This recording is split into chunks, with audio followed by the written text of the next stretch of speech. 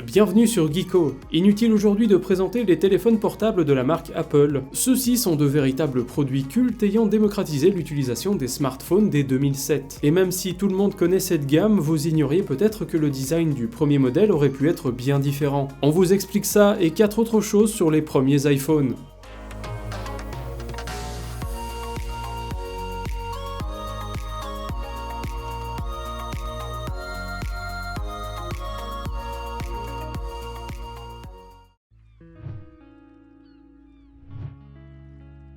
L'iPhone n'est en fait pas le tout premier téléphone portable d'Apple. En effet, c'est 2 ans avant, en 2005, que la firme a tenté une percée dans le monde de la téléphonie mobile. Un téléphone du nom de Rocker E1, réalisé en collaboration avec Motorola. Celui-ci embarquait bien une version du logiciel iTunes, mais sa mémoire flash de 512 mégaoctets ne lui permettait pas d'accueillir une tonne de fichiers, une centaine de chansons au format AAC tout au plus. Le téléphone fut un échec cuisant et le modèle suivant du Rocker, le E2, n'intègre déjà plus iTunes. On apprendra en 2007 que la collaboration entre Motorola et Apple a été rompue et que la firme à la pomme vendra son propre iPhone.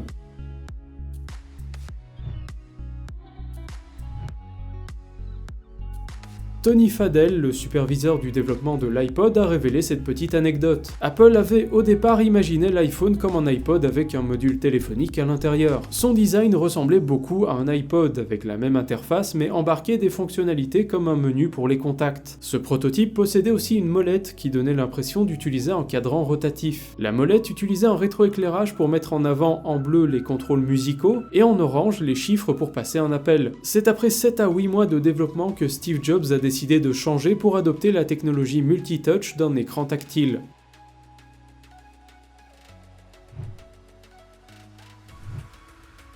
Apple avait par ailleurs déjà travaillé avec un écran tactile bien des années avant l'iPhone. C'est en 1983 que la firme se penchait sur un prototype de téléphone fixe qui incluait un écran monochrome avec lequel on interagissait grâce à un stylet. Imaginé par un designer allemand, cet imposant téléphone filaire était une petite tablette tournant sur macOS. Celui-ci comprenait un clavier et un répertoire en son sein. Difficile de ne pas voir le lien avec les téléphones et tablettes que produiront Apple plus de 20 ans après.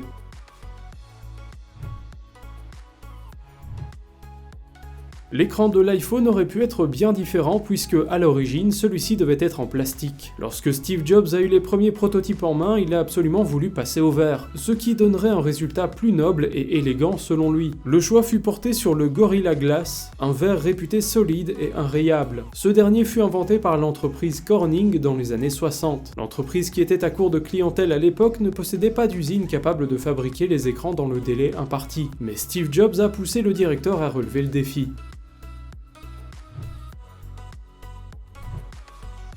Lors d'un procès contre Samsung, Apple a été contraint de révéler les premiers designs et concepts de l'iPhone. On a appris que le téléphone a en réalité été très inspiré par la philosophie de design des appareils de Sony. Des images de pistes de design faites par Apple ont d'ailleurs été partagées, et ceux-ci possédaient un logo Sony, dans le but de maintenir un certain niveau de confidentialité. Un camouflage parfois rebaptisé Johnny, en hommage au chef du département design Jonathan Ive.